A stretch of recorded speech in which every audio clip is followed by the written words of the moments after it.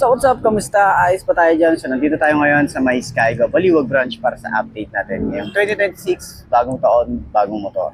So ngayon, meron silang bagong nilabas or bagong version ng Skygo Prince 125. So alamin natin yung presyo at yung specification kung sulit pa rin nga bang bilhin ngayong 2026. So tara, samahan nyo ako. Karoon na natin to. Ayos na ayos yan.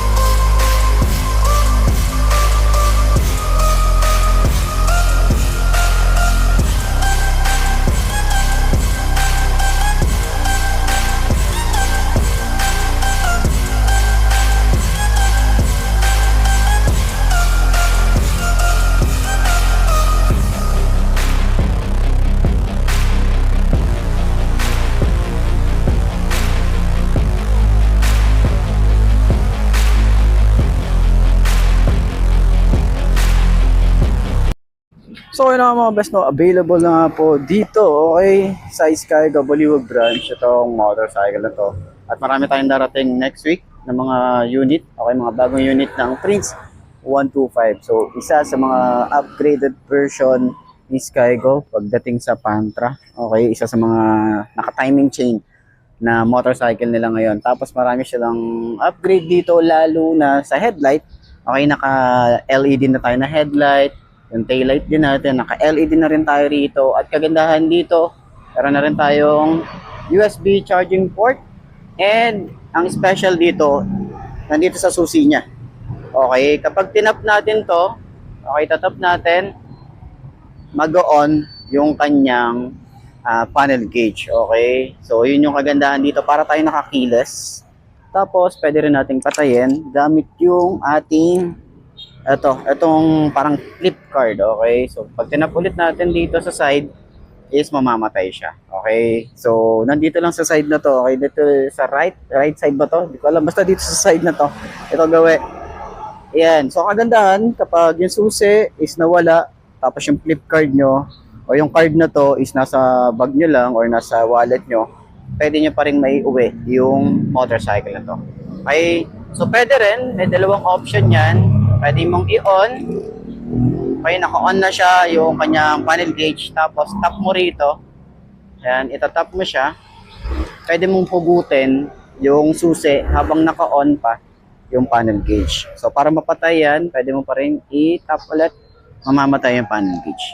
So kahit naka-on yan, ma-on mo rin yung makina kapag, ayan, try natin ha.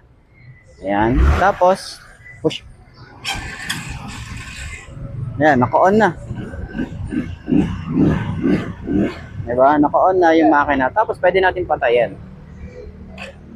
Namatay na. Galing, diba? So, yun yung kagandahan dito sa motorcycle. Ito, upgraded version siya ng Pantra. Okay? Isa sa mga magagandang Pantra ngayon na ginawa ni Skygo. Baka sana gayahin to lahat ng mga Pantra nila. Pagdating sa 150, 175, yun yung kagandahan dito. So, ayan, tingnan natin. Sakyan natin para doon sa 5 to nakagaya ko. Abot ba? Abot ba ng 5 to nakagaya ko? Pero ganyan ang itsura niya kapag naka-side stand. Okay? So, malambot agad yung upuan. Sobrang lambot ng upuan eh. Pakulang. Okay, sakyan natin. Yun, oh. Yun. So, ganyan ang itsura natin. Para sa 5 to nakagaya ko. Yung shock niya, uy, maganda yung shock. Turning radius, malawak din siya. Yung space niya rito, okay, ganyan. Tapos yung ating side mirror, malapad din. Okay, standard naman to, yung ating side mirror. Tapos meron tayong relax position dito para sa ating tuhod. Yung iba kasi mas gusto pa rin yung payat, no? Payat na tangke na yun dati, yung mga old version ng Skygo na pang Pantra. Gusto nila yung payat, yung parang pang TMX. Pero kasi dahil nga mas mataas na yung gas tank na ito, mas lumaki siya. Okay, yun dito sa side na to. Tsaka may support na rito para sa ating tuhod. Okay? So, ganyan ang itsura natin. Pagdating sa OBR, okay, sobrang lambot din ang upuan na ito. Ayan. So, sa shock naman sa likod, may malambot na part din naman. Pero dahil nga naka-isang shock pa lang to, pwede nyo lagyan to na isa pang shock kabilaan kung talagang pang tricycle mo siya. Pero kung ganito, pang long ride nyo, okay na isang shock kabilaan, di ba? Okay na yon. So, yan. Yan yung itsura natin, no? Pagdating sa Pantra. Yan, upgraded version. Isa sa mga magagandang upgrade na ginawa ni Skygo pagdating sa Pantra. Ayan. So, 5.2. Okay naman. No? Manageable naman. So, magaan din yung motor. Okay? So, yan. Sa lahat ng mga gustong bumili ng ganitong motorcycle, pwede nyo akong i-PM sa aking Facebook page na iMarkMoto 2.0. And comment na lang kayo or message na lang ako para ma-assist ko kayo dun sa lahat ng mga gustong bumili ng ganitong motorcycle. Ayos na ayos siya. Diba? So, center stand natin. Yan. Kung magaan ba siya. Okay, magaan na magaan yung pag-center stand natin. Hindi tayo masyadong nahihirapan. Ayos yan.